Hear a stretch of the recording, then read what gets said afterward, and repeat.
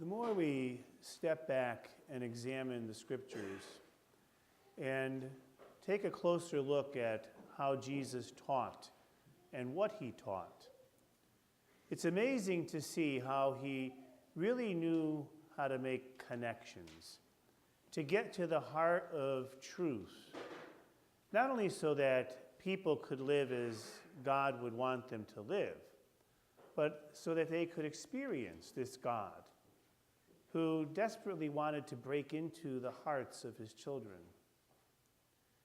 And that's why Jesus always made it a point to get folks to realize that whenever we treat each other with respect, whenever we extend ourselves in care and in love, whenever we look out for the best interests of one another, we're cultivating the possibility of an encounter with God's presence. We're not just doing the right thing, but we're opening the door for the right person. And our relationships with one another, how we interact with one another, all have the power and the ability to also be occasions for God's blessings. You know, sometimes as we look at our world, we can get very consumed by all that's around us. And we look at natural disasters that happen, tsunamis that take countless lives, other occasions of nature that really wreak havoc and destruction. And we find ourselves saying, gee, why doesn't God do something about this? Wouldn't it just take the matter of a moment to stop the wave from coming or to calm the breeze? And when we don't see that happening, we begin to wonder and question about this presence of God. And natural disasters are significant events. But they're not the things that really bring us to our knees. The things that really bring us to our knees are the things that we do to one another. Our actions and our hurtful behaviors can do more damage than the greatest natural disaster. We have the ability and the power to crush human spirit. We have the ability and the power to really bring someone to their lowest point. In the crazy world in which we find ourselves living, do you know where one of the most dangerous places we could find ourselves really is? It's in the presence of somebody who's unmoved by love. Think about that for a moment. One of the most dangerous places we can find ourselves as a human being is in the presence of someone who is unmoved by love. Because then all bets are off, and there is no respect, and there is no care. And the possibility for emotional and soul damage is very great. Many years ago, I had one of probably the most profound experiences of my life. It was back in 1983, and I don't even want to do the math to figure out exactly how long ago that was. But at that point, I had the awesome privilege of being able to do a little stint as a chaplain at the Norfolk Maximum Security Prison in Massachusetts. And during my time there, I had the ability to meet a lot of the inmates. And one of the things they tell you when you begin that kind of ministry is that you never are to ask why someone is there. If they reveal that information to you, it's fine. But respect their space, listen to them, but don't ask too many probing questions. And so I never did. And one of the folks that I had the opportunity of meeting was a young man, by the name of Marcel. Now, I knew he had a life sentence, but I didn't know for what. And so, day after day that I was there, I got to listen to him, and he told me part of his story. And one of the things that he often said and emphasized over and over again is that although he was going to talk to me, he wanted me to understand right from the beginning that he was an atheist, that he had no faith in God. And so I put that aside, and I still listened and didn't spend too much time dwelling on that. And then over time, he began to open up about why he didn't believe in God. And he pointed to the opening lines of Genesis. And he said, see here, it said, God made the world, and it was good. He said, look at me. I am evil. How can God make me? So therefore, how can I believe in God? Because I'm here. And he had this darkness inside of him that he saw. But I saw something else. And so we would talk, and I would listen. And he began to tell his story. And it was an horrendous story. Because he came into this world as a tiny baby, meeting folks who were unmoved by love.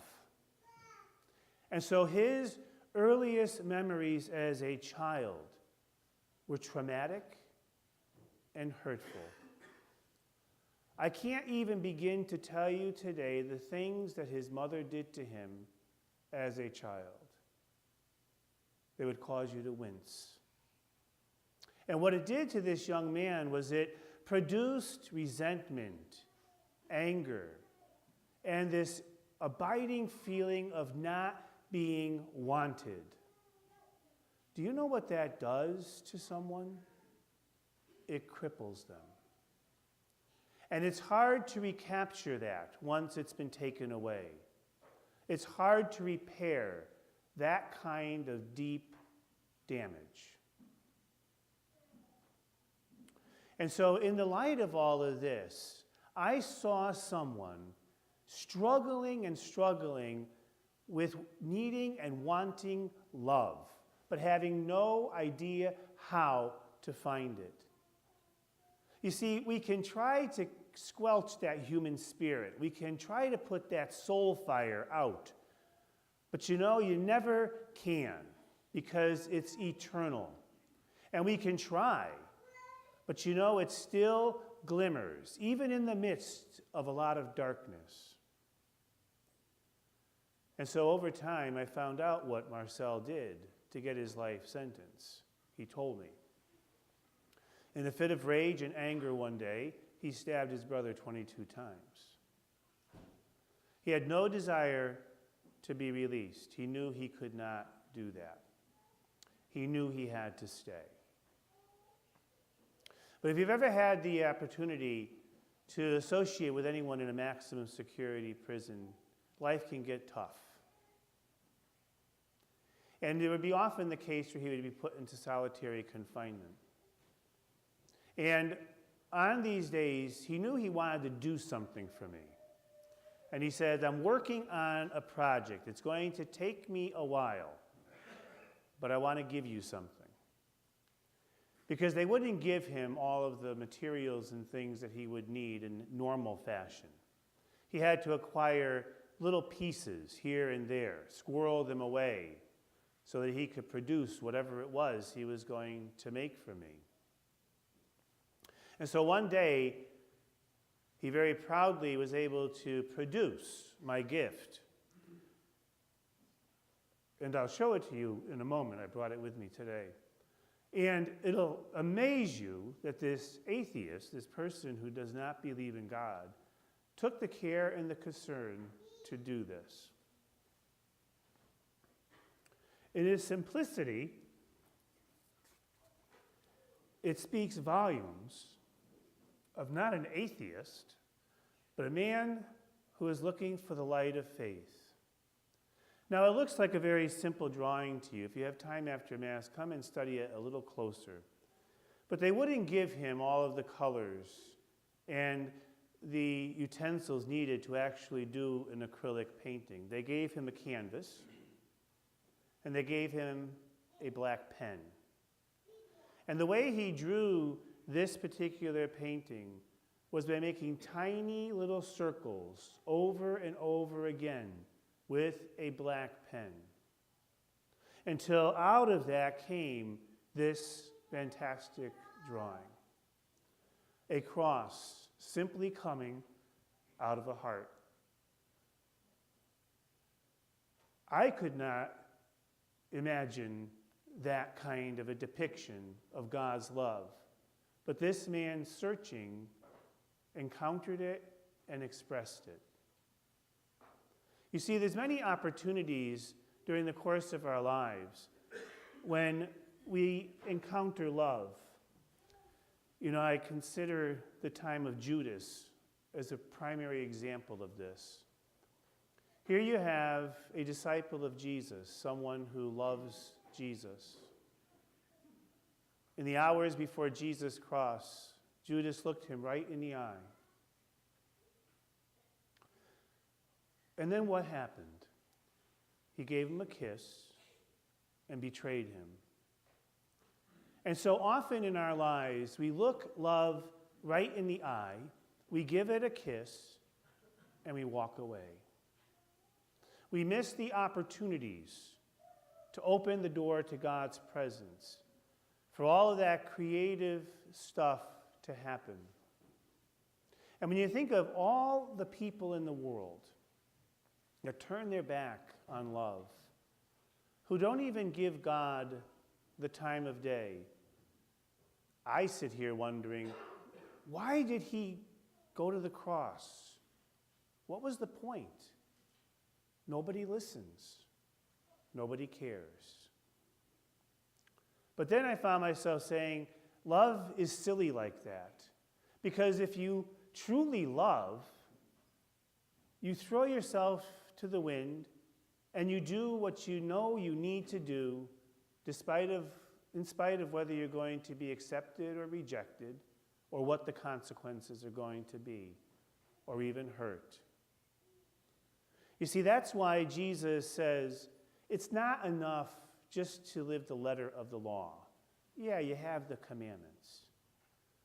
But he tried to get people to push. Because if we truly love, you push. You know that in your own relationships. Your marriages don't survive and last because you're living a body of rules. You're not a good parent because you read a book. Your marriages last and you're good parents because you push the envelope of love and you go that extra mile, even though sometimes it may seem foolish to do so, because love is crazy like that. And so the gospel calls us to be a little crazy, to extend ourselves a little bit, because every act of caring, concern, compassion, and love opens the door for God's presence.